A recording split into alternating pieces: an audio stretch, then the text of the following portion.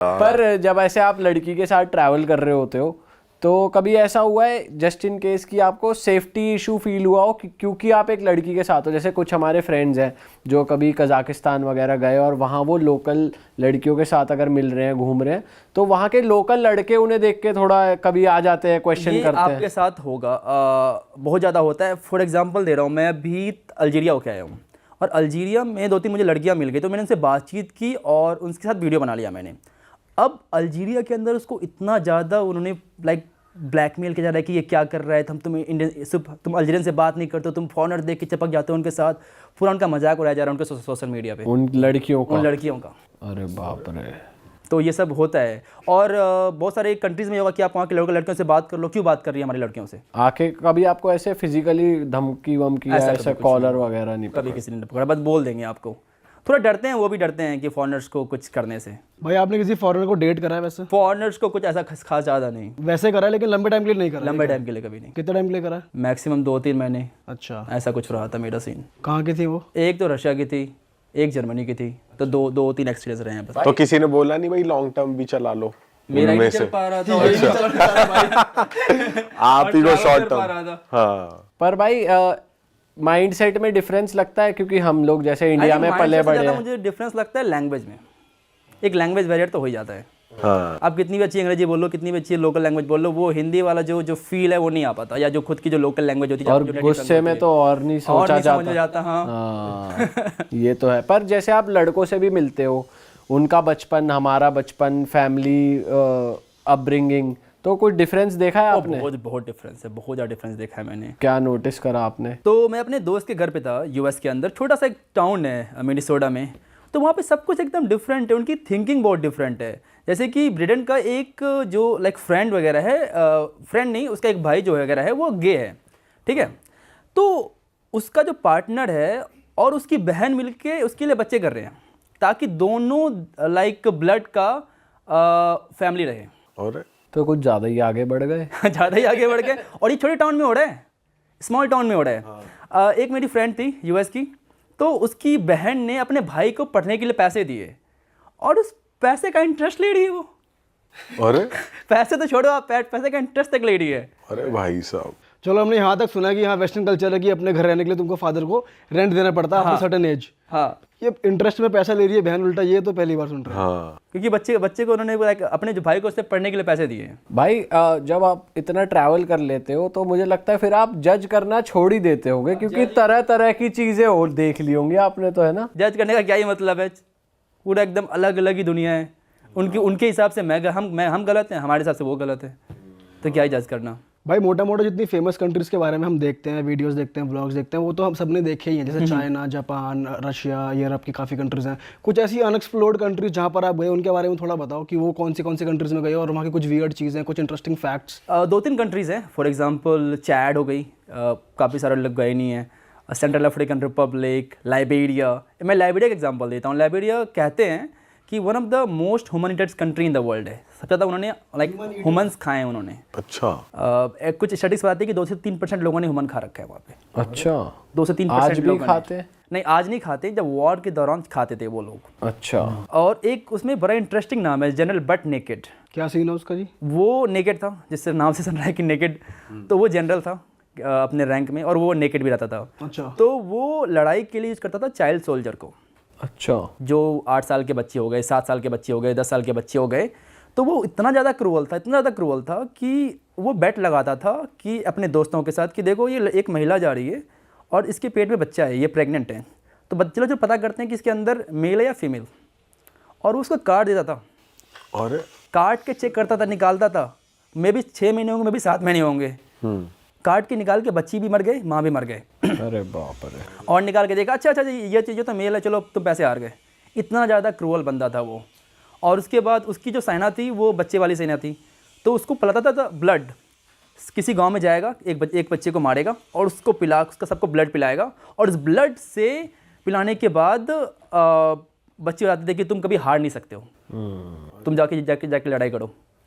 और उससे ये सब करने के बाद बहुत चीज़ें हुई, एंड देन नाउ कहते हैं कि वो क्रिश्चियनिटी में कन्वर्ट हो गया और गवर्नमेंट ने उसको माफ़ कर दिया, चलो ठीक है, मतलब अब तुम बदल गए हो। तो आज भी जिंदा है वो? आज भी जिंदा है वो, आपको गली में मिल जाएगा वो, लाइबेरिया की गलियों में, मनरोविया की गलियों में। और ये जो चैड कंट्री बता रहे हो आप, ये कैसी कंट्री है भाई? चैड भी इंटरेस्टिंग कंट्री है, बहुत ज़्यादा one of the hottest country in the world है, पूरा सहारा के बीच में बना हुआ है।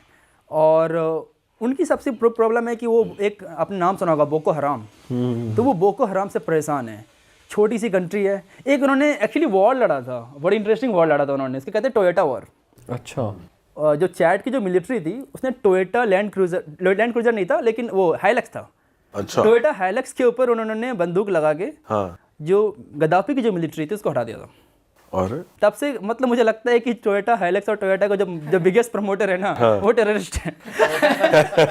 भाई आपके साथ हम वीडियोस में देखते हैं, कुछ कुछ आपकी रील्स इंस्टाग्राम पे वायरल हो जाती है। जैसे आप कहीं रशिया में थे, जब आपके साथ एक बंदा था, वो कह रहा कि असी की चक लिया बैग वाली जो रील थी आपकी, बहुत वायरल हो गई। वो कहाँ की थी, क्या स्टोरी थी भाई उसकी? तो हम थे रशिया में, मैं अकेले था रशिया में, और मैं ट्रैवल कर रहा था from Moscow to Saint Petersburg. Saint Petersburg पहुँचने के बाद सब लोग ट्रेन से उतर गए।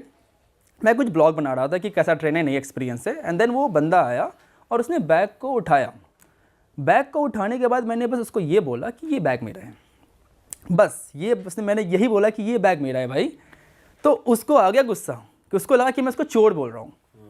अब आपने मेरा बैग उठाया तो ही ना मैंने बोला, आप बैग देखते तो मैं कुछ नहीं बोलता, आपने मुझे बैग उठाया, आप लेके जाते नहीं गए, मुझे क्या पता। मैंने आपको ये बोला कि ये बैग मेरा है, दैट्स इट, ये बैग मेरा है। वो गुस्सा हो गया कि तुम मुझे चोर फिरे फिरते हो, मुझे तो चोर लगता हूँ, फिर उसके बाद 1000 गालियाँ देने लग गया। बट वो ड्रंक भी, ओवर ड्रंक था वो। और सुना है कि उसकी ओवर ड्रंकिंग से उसकी जान भी चली गई है, वो जिंदा नहीं रहा। अच्छा, उसकी डेथ हो गई है। हाँ, ये कितने टाइम पुरानी बात है भाई? ये 2023 की बात है। और ये वीडियो अब वायरल हो रही है। अब वायरल हुई है। और भाई कुछ लोग आपको कन्वर्ट होने के लिए भी कह रहे थे ट्रेन में, वो कहाँ की बात है? वो भी बहुत वायरल हुई थी। ये बात थी अल्जीरिया की। अच्छा। अल्जीरिया में actually, Algeria is not only example, आपको बहुत सारे मुस्लिम कंट्री में देखने को मिलेंगे। अफगानिस्तान ले लो आप, अल्जीरिया ले लो, कजाकिस्तान ले लो, जितनी मुस्लिम कंट्रीज़ है ना, एक कोई नहीं कोई आपको एक बंदा तो मिल ही जाएगा जो आपको बोलेगा कि कन्वर्ट हो जाओ। ये बहुत नॉर्मल है। ये बहुत नॉर्मल है, बहुत ज़्यादा नॉर्मल। और ऐसे लोगों से कैसे डील करना चाहिए भाई? मैं तो क्या क्या करता हूँ, पूछता हूँ मुस्लिम हो? हाँ मुस्लिम हूँ, ठीक है, कुछ नहीं बोलता। फिर वो कौन उससे डील करेगी, यार ये बन जाओ, वो बन जाओ, 1000 दिमाग खराब करेगा मेरा कि कितना अच्छा रिलीजन मेरा नहीं है, ये वो है। अगर आपने जैसे पहले शुरू में आपने बोल दिया मैं हिंदू हूँ, तो उनका क्या रिस्पॉन्स होता था? रिस्पॉन्स था कि ये अच्छा नहीं है, तुम्हें मुस्लिम बन जाना चाहिए, इसके ये फ़ायदे हैं, ये करना चाहिए, तुम्हें ये करना चाहिए। तो वो 1000 कहानियाँ सुनाएंगे इस्लाम के बारे में। पर जब वो ट्रेन में आपके साथ हो रहा था उस टाइम पे, तो वो मैंने आपको बोल दिया था कि मैं हिंदू हूँ। अच्छा। कभी कभी फिर आपका मजाक उड़ाने लग जाएंगे टीके का। एक बार मुझे याद है, सोमालीलैंड की बात है, वो बता रहा था कि तुम किसी चीज़ को भी पूछ लेते हो, ऐसा बोलने लग गया मुझे। तो इसलिए ना मैं दिमाग नहीं लगाता कि ठीक है क्या है कि मैं बोल दूंगा ठीक है मुस्लिम है, फिर वो मुझे परेशान ही नहीं करेगा। और वो नाम वाम पूछते हैं फिर कि क्या नाम है? नाम तो उनको क्या ही पता होता है, इंडियन नाम क्या होता है। हाँ। नाम वगैरह से उनको फर्क नहीं पड़ता है। चेंज करते हो ऐसा आप अपना नाम वैसे नहीं, किसी नहीं, को मैं बताना सुबह में तो बोल देता हूँ मैं। सुबह में। हाँ, सुबह में बोल और देता हूँ। कभी ऐसा होता है कि भाई आपको ये बोलना पड़ा हो कि जैसे आजकल इंडियंस की बहुत वो बदनामी हो रही है कि मैं इंडिया से हूँ ही नहीं, मैं किसी और कंट्री से हूँ? मैं तो हमेशा इंडियन ही बोलता हूँ कि मैं भले ही बोलता हूँ मैं इंडिया से नहीं हूँ, लेकिन इंडियन तो दिखता हूँ ना। मैं थोड़ी सी चेंज कर सकता हूँ। सही में। अच्छा भाई, हमने सुना है जो Latin American, south American countries हैं, वहाँ पे ये कलर बहुत अप्रिशिएट होता है हमारा वाला। क्योंकि वहाँ पे इंडियंस पहुँच नहीं पाए हैं ना, तो उनको लगता है ये तो बहुत दूर से आ गया है। वहाँ पे लैटिनो ही बता देते हैं इस कलर को, इंडियन लैटिनो चला भी जाए हो तो। जाता है। आप पेरून के हो सकते हो, आप मैक्सिको में आप मैक्सिकन हो सकते हो। हाँ सही बात। हाँ, तो वो वहाँ चल जाता है। फिर भी मैं इंडियन दिख जाते हैं, कुछ भी कर लो आप ना। पर उन कंट्रीज में कैसा लगता है भाई, कैसा लगा आपको? वो कंट्रीज कुछ अलग है? वहाँ पे नाइट लाइफ बहुत सही है उन सब खाली कंट्रीज में। पार्टी हब मुझे लगता है सारे के सारे कंट्रीज, हर जगह पार्टी करते रहते हैं वो लोग। अच्छा। और हमने सुना भाई वहाँ पे आप गए हो तो फोन वोन चोरी होना तो आम बात है, रात को आप निकलो ही किस्मत मत मेरी अभी अकेले। तक बहुत अच्छी है कि मेरी 2 बार मैं रॉब्ड हुआ हूँ। एक बार 3 बार एक्चुअली रॉब्ड हुआ हूँ। एक बार जो रॉब्ड हुआ था वो मुझे पुलिस ने रॉब कर लिया था। अरे ये कहाँ पे हुआ? मैक्सिको में। ये नॉर्मल है, कॉमन है, कनकून के अंदर कॉमन है ये। कि पुलिस ही तुम्हारे सामान हाँ, चोरी कर पुलिस क्या आपको- हुआ था भाई, आप डिटेल में बताओ जरा। सो मैं जा रहा था, रास्ते में था, पुलिस आई और बोले कि आपकी तलाशी लेनी है कि आपके पास ड्रग्स है या नहीं है, और आपका तलाशी लेते लेते आपका वॉलेट निकाल लेगी। वॉलेट निकाल लेगी और वॉलेट खोलेगी। वॉलेट खोलने के दौरान आपका सारा पैसा निकाल लेगी वहाँ से, और पता भी नहीं चलेगा आपको, चोरी और रॉब। पता भी नहीं चलेगा? आप थोड़ी खोल के देखोगे कि आपका वॉलेट किसी ने निकाला है, क्या निकाला नहीं निकाला है। आपको लगेगा ये पुलिस है। अगर आपकी यहाँ पुलिस तलाशी लेती है तो फिर आपका अगर वॉलेट आपको वापस कर रही है तो आप थोड़ी चेक करोगे कि आप के पैसे निकाले नहीं निकाले। जनरली आप सख्त तो नहीं करते हो पुलिस, क्योंकि पुलिस ऐसा कुछ काम कर सकती है। सही बात। और ये मेरे साथ नहीं, बहुत सारे लोगों के साथ हुआ है मैक्सिको के अंदर, कनकुन के अंदर बहुत लोगों के साथ हुआ है ये चीज़ें। और कौन सी कंट्री में हुआ ऐसा एक्सपीरियंस आपका? क्यूबा में हुआ था मेरे साथ एक्सपीरियंस में, लेकिन क्यूबा वाली स्टोरी कुछ ज़्यादा ही क्रेजी है। जो वो हुआ था मेरे साथ, मैं रात को जा रहा था, बंदा आया, उसके पास कोई कुछ था नहीं, बट वो कब के हट्टा कट्टा बंदा था, और आगे उसने मेरा गला दबा के बोला मुझे सारे पैसे दे। मैंने उसको दिए पैसे $100 से, उसने ले लिए, लेके भाग गया। उसने मेरा फ़ोन तो लेने की कोशिश की नहीं, उसके पास पता था कि मेरे पास आईफोन है, उससे ज़्यादा एक्सपेंसिव होगा, बट उसने फ़ोन वगैरह लिया नहीं और भाग गया वो। फिर मैंने फ़ोन निकाल के रिकॉर्ड कर लिया उसको, जब भाग रहा था वो भागने लग गया, उसको रिकॉर्ड कर लिया मैंने उसको, और फिर पुलिस को मैंने कॉल किया।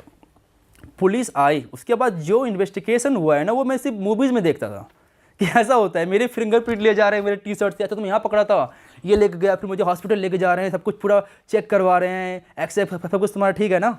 उसके बाद 24 घंटे के अंदर उस बंदे को पुलिस पकड़ लिया पुलिस ने। बाप रे, ये तो बहुत फास्ट है हाँ यार भाई। पुलिस। $100 के लिए इतनी मेहनत कर रहे हैं, मतलब वहाँ की अच्छी है पुलिस। क्योंकि उनकी देश टूरिज्म पे चलती है, और टूरिस्ट के साथ ऐसा होना उनके लिए सही नहीं है। कैसा है वैसे सुंदरता में क्यूबा? बहुत सुंदर है क्यूबा। आपकी टाइगर की एक मूवी है, टाइगर मूवी की एक गाना शूट हुआ था, मैं लापता मैं लापता, वो क्यूबा में हुआ था, हवाना में हुआ था वो। अच्छा। बहुत इंटरेस्टिंग, बहुत ब्यूटीफुल कंट्री। आपको ऐसा लगेगा कि आप 90s, 50s, 60s में आ गए हो। इतनी पुरानी पुरानी गाड़ी आपको देखने को मिलेगी, क्योंकि वहाँ पे इम्बागो लगा हुआ है यूएस का, हाँ। तो उसकी वजह से नई चीज़ें कुछ आई नहीं रही वहाँ पे। वहाँ पे तो आप लोगों के लिए नए ही हो गए एक तरीके से, वही फॉरेनर ही, तो वो कैसे रिएक्ट कर रहे थे? नहीं, वहाँ फॉरेनर्स बहुत आते हैं, बहुत टूरिज्म उनके पास, उनका बहुत पैसा टूरिज्म के साथ। और बहुत सारे इंडियंस भी बहुत आते हैं। ये इंडिया सत्ते नहीं आते, यूरोपियंस मोस्टली आते हैं। लड़कियां सुंदर है वहाँ की, क्यूबा की? मिक्स है वहाँ पे लड़कियाँ, सारी कंट्रीज की तरह। वहाँ पे आपको ब्लैक पॉपुलेशन मिलेगी, ब्राउन भी है, वाइट भी है।